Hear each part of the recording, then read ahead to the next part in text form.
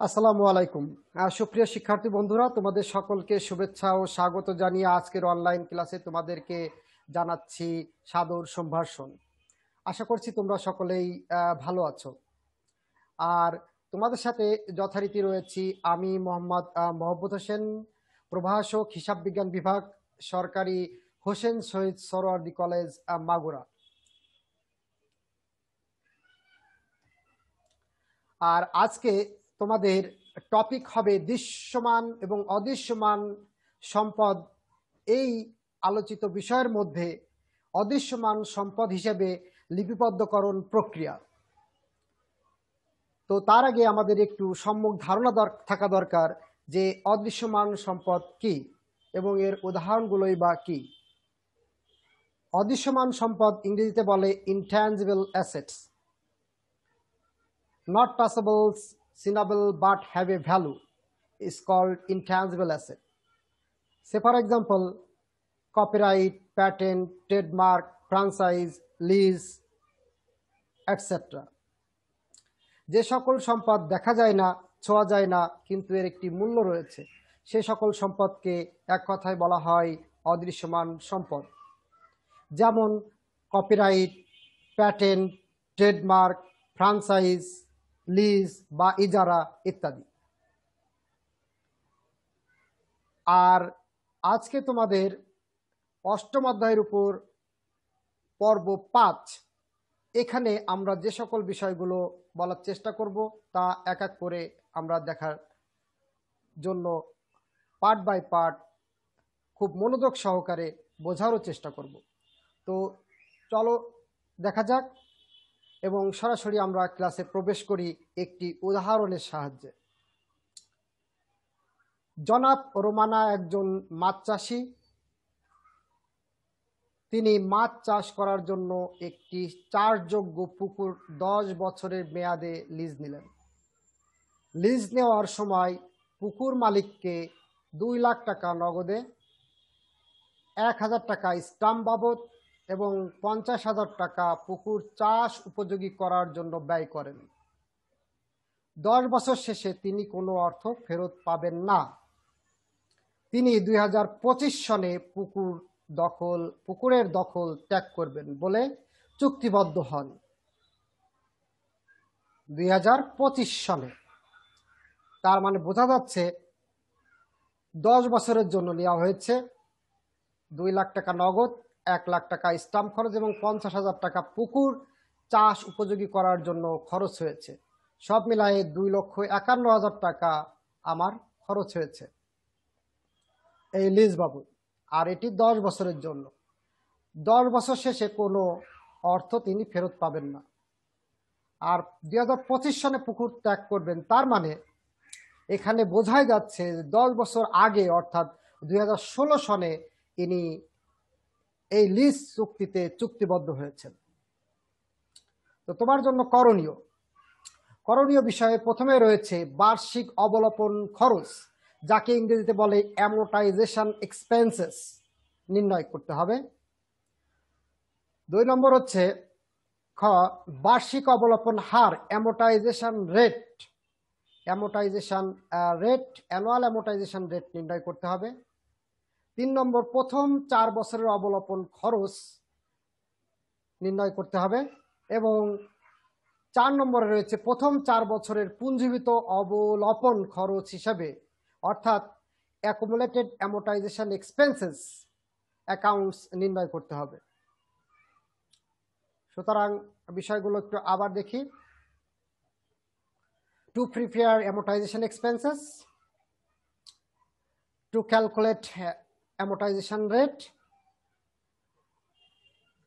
to calculate for first 4 years amortization expenses accounts, and to record for first 4 years accumulated amortization expenses accounts. সুতরাং চলো দেখা যাক process বা সিস্টেমটা আমাদের কি হবে। বার্ষিক অবলোপন খরচ সমান সমান মেয়াদ ভিত্তিক সম্পত্তির অর্জন মূল্য। মানে যেহেতু এটি 10 বছরের জন্য, তাই মেয়াদ ভিত্তিক কথাটা লেখা হয়েছে, নির্দিষ্ট বছরের জন্য, এই জন্য মেয়াদ ভিত্তিক। মেয়াদ ভিত্তিক সম্পত্তির অর্জন মূল্য বিয়োগ চুক্তি ভিত্তিক ফেরত অর্থ, চুক্তি শেষে যে টাকা ফেরত দিতে হবে, ভাগ চুক্তির মেয়াদ বা আয়ুষ্কাল। তার মানে সম্পত্তির অর্জন মূল্য চুক্তি শেষে ফেরত অর্থ ভাগ হচ্ছে চুক্তির মেয়াদ বা আয়ুষ্কাল। আলোচ্য অঙ্কে আমাদের মেয়াদ ভিত্তিক সম্পত্তির অর্জন মূল্য হচ্ছে নগদ ছিল 2 লাখ টাকা, স্টাম্প খরচ ছিল 1,000 টাকা এবং পুকুর উপযোগীকরণ খরচ ছিল 50,000 টাকা। সব মিলায়ে 2,51,000 টাকা আমাদের cost of acquisition of asset. তো এখন সূত্র অনুযায়ী বার্ষিক অবলোপন খরচ সমান সমান 2,51,000 টাকা।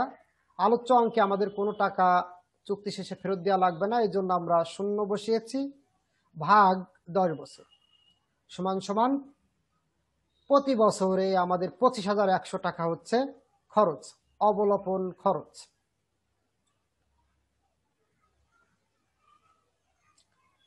এ পর্যায়ে বার্ষিক অবলোপন হার। তো বার্ষিক অবলোপন হার, এখানে বার্ষিক অবলোপন খরচ ভাগ মেয়াদ ভিত্তিক সম্পত্তির অর্জন মূল্য গুণ 100, অর্থাৎ শতকরায় প্রকাশ করার জন্য আমাদের এই 100টি লিখতে হবে। তো বার্ষিক অবলোপন হার সূত্র অনুযায়ী আমাদের বার্ষিক অবলোপন খরচ আমরা বের করেছি 25,100 টাকা, ভাগ সম্পত্তির অর্জন মূল্য 2,51,000 টাকা মাল্টিপ্লাই বাই 100 গুণ 100, অর্থাৎ শতকরায় প্রকাশ করার জন্য। তাহলে সমান সমান আমাদের হচ্ছে 10%। বার্ষিক অবলোপন হার হচ্ছে 10%।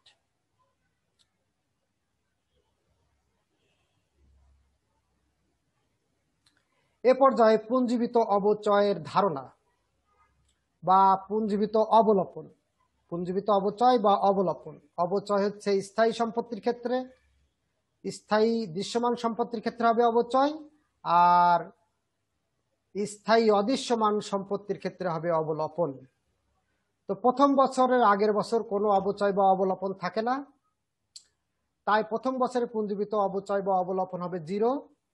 দ্বিতীয় বছরে পুঞ্জীবিত অবচয় বা অবলোপন, সেই ক্ষেত্রে 0 যোগ প্রথম বছরের অবচয় বা অবলোপন, এবং তৃতীয় বছরে হবে 0 যোগ প্রথম বছরের অবচয় বা অবলোপন যোগ দ্বিতীয় বছরের অবচয় বা অবলোপন।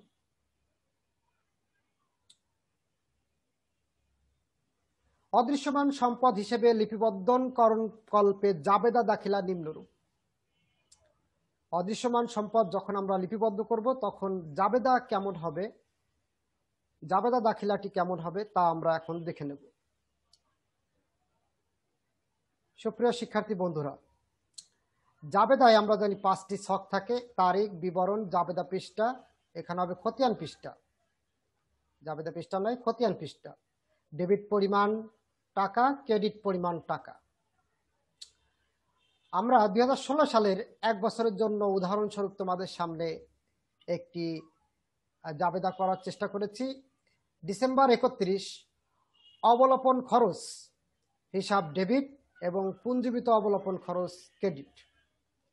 তাহলে অবলোপনের জন্য জাবেদা হবে, অবলোপন খরচ হিসাবভুক্ত করার জন্য জাবেদা হবে অবলোপন খরচ ডেবিট, পুঞ্জীবিত অবলোপন খরচ ক্রেডিট। অবলোপন খরচ একটি নামিক হিসাব, যেটি প্রতিটি হিসাবকাল শেষে এই হিসাব বন্ধ করতে হয়। আর পুঞ্জীবিত অবলোপন এটি একটি দায়, এটি বন্ধ করা যায় না, যে কারণে এটি পরবর্তী বছরে স্থানান্তরিত হয়। এবং সেটি কিভাবে হবে? কিউমুলেটিভ, অর্থাৎ পুঞ্জীবিত হয়ে প্রত্যেক বছর একটি বাড়তে থাকবে সম্পত্তির আয়ুষ্কাল শেষ হওয়ার আগ পর্যন্ত। তো যা হোক, অবলোপন খরচ হিসাবভুক্ত করার জাবেদা হচ্ছে অবলোপন খরচ হিসাব ডেবিট, পুঞ্জীবিত অবচয় ক্রেডিট। অর্থাৎ amortisation expenses debit, accumulated amortisation expenses credit. কত টাকা? 25,100 টাকা। 25,100 100 টাকা। এরপরে রয়েছে অবলোপন খরচ, কি আগেই বলেছি যে এটি হিসাবকাল শেষে বন্ধ করতে হয়। তার মানে আয় সারাংশ হিসাব ডেবিট 25,100 এবং অবলোপন খরচ হিসাব ক্রেডিট 25,100। অবলোপন খরচ হিসাব বন্ধ করা হলো।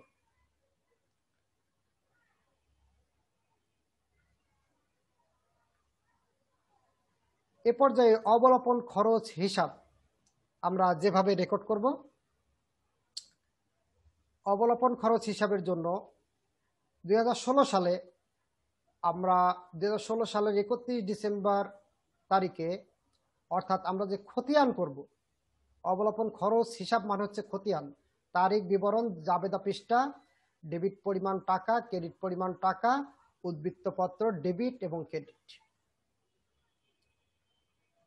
পুঞ্জীবিত অবলোপন ডেবিট 25,000 টাকা। অর্থাৎ আমরা জানি যে খতিয়ানে হিসাবের উল্টা লিখতে হয়, অর্থাৎ এটা মূলত অবলোপনের ঘর। অবলোপন যেহেতু ডেবিট, তাই লিখেছি পুঞ্জীবিত অবলোপন, কিন্তু ডেবিটের ঘরে টাকা। আর এই টাকাটি আমরা স্থানান্তর করলাম উদ্বৃত্ত পত্রে, অর্থাৎ ব্যালেন্সে আমরা এটা ট্রান্সফার করলাম। আয় সারাংশ হিসাব ক্রেডিট, অর্থাৎ আয় সারাংশ দিয়ে আমরা এটাকে বন্ধ করে দিলাম। হিসাবকাল শেষে অবচয় হিসাবটা বন্ধ হলো। অপরদিকে ব্যালেন্স হিসেবে আমরা প্রদর্শন করলাম 25,100 টাকা অবলোপন খরচ। তো 2017 সালে একই হবে, পুঞ্জীবিত অবলোপন হিসাব ডেবিট 25,100, আয় সারাংশ হিসাব ক্রেডিট 25,100। অপরদিকে 2017 সালে ব্যালেন্স হিসাবে থাকবে উদ্বৃত্ত হিসাবে থাকবে 25,100 টাকা। একইভাবে 2018 সালে 25,100 পুঞ্জীবিত অবলোপন হিসাব এবং আয় সারাংশ ক্রেডিট 25,100। 2019 সালে একই রকম আমরা রেকর্ড করব। এভাবে 2025 সাল পর্যন্ত আমাদের চলতে থাকবে। যেহেতু আলোচ্য অঙ্কে 4 বছরের কথা বলা হয়েছে, আমরা 4 বছরের হিসাবটি এখানে দেখিয়েছি। অবলোপন খরচ হিসাব, তাহলে অবলোপন খরচ হিসাবে আমাদের উল্লেখযোগ্য বৈশিষ্ট্য হচ্ছে পুঞ্জীবিত অবলোপন হিসাব ডেবিট 25,000 টাকা, এটি ব্যালেন্সে ট্রান্সফার হবে এবং ডেবিট দিকে, অপর দিকে আয় সারাংশ ক্রেডিট, অর্থাৎ এখানে অবলোপনকে আমরা ক্লোজ করে দিয়েছি, অর্থাৎ অবলোপন খরচ বন্ধ হয়ে গেছে। 25,100 25,100, এই কালো রঙের 25,100 25,100 দিয়ে আমরা হিসাব বন্ধ করার চিত্রটি দেখিয়েছি, আর 25,100 এখানে ব্যালেন্স হিসেবে থেকেছে। তো প্রত্যেক বছরেই একই রকম বিষয় উপস্থাপিত হয়েছে। এ পর্যায়ে পুঞ্জীবিত অবলোপন খরচ। পুঞ্জীবিত অবলোপন খরচের ক্ষেত্রে আমরা সেই এখানে লেজার অর্থাৎ খতিয়ান করেছি 2016 সালে 31 ডিসেম্বর। অবলোপন খরচ হিসাব ডেবিট, আর এটা যাবে ক্রেডিট দিকে। ক্রেডিট দিকে কেন? কারণ আমরা করছি পুঞ্জীবিত অবলোপন খরচ, যা একটি দায়। দায় সবসময় ক্রেডিট হয়। অবলোপন খরচ ডেবিট, অবলোপন খরচ লিখব কিন্তু টাকা লিখব সঠিক জায়গায়, আর ভিতরের যে খতিয়ানের ক্ষেত্রে ভিতরে লিখতে হয় উল্টা, আর টাকা লেখার ক্ষেত্রে টাকাটা সঠিক ঘরেই লিখতে হয়। 25,100 টাকা ক্রেডিট, ক্রেডিটে আমরা ট্রান্সফার করলাম, ক্রেডিটে স্থানান্তর করলাম। যেহেতু এটি একটি দায় এবং এটি প্রত্যেক হিসাবকাল শেষে বন্ধ হয় না, এজন্য আমাদের এটিকে একত্রিত করে, অর্থাৎ পুঞ্জীবিত করে, অ্যাকুমুলেটেড করে প্রতি বছর এটাকে আমরা উদ্বৃত্ত পত্রের দায় দিকে প্রদর্শন করব। তো প্রথম বছর হয়েছে কত? 25,100 টাকা। তাহলে পরের বছর আমাদের এই 100 টাকা আর এই 25,100 টাকা যোগ হয়ে 50,200 টাকা। 2018 সালে একইভাবে 25,000 আরো যোগ হয়ে যাবে 75,300 টাকা, এবং 2019 সালে আরো 25,100 টাকা যোগ হয়ে যাবে 1,04,400 টাকা। অর্থাৎ পুঞ্জীবিত অবচয় একটি দায় এবং সেটি ক্রেডিট দিকে প্রদর্শিত হয়েছে। পুঞ্জীবিত অবচয়ের নর্মাল ব্যালেন্স হচ্ছে ক্রেডিট। সুপ্রিয় শিক্ষার্থী বন্ধুরা, আশা করছি তোমরা খুব সুস্পষ্টভাবে আধুনিক খতিয়ান করতে পারবে এবং খুব সহজেই এই প্রশ্নের উত্তর করতে সক্ষম হবে। অবচয়, অবলোপন দুটির ক্ষেত্রেই একই রকম জাবেদা, শুধু নামের পার্থক্য রয়েছে এবং পরীক্ষায় এটি অবশ্যই আসবে। অতএব অত্যন্ত মনোযোগ দিয়ে প্রথম একবার করার চেষ্টা করলেই তোমরা পরবর্তী যতগুলো প্রবলেম রয়েছে সব সলভ করতে পারবে এবং পরীক্ষায় খুব সাবলীলভাবে উত্তর করতে সক্ষম হবে। কথা আর বাড়াবো না। Wishes with the best of luck. Until then, আল্লাহ হাফেজ। Thank you all for staying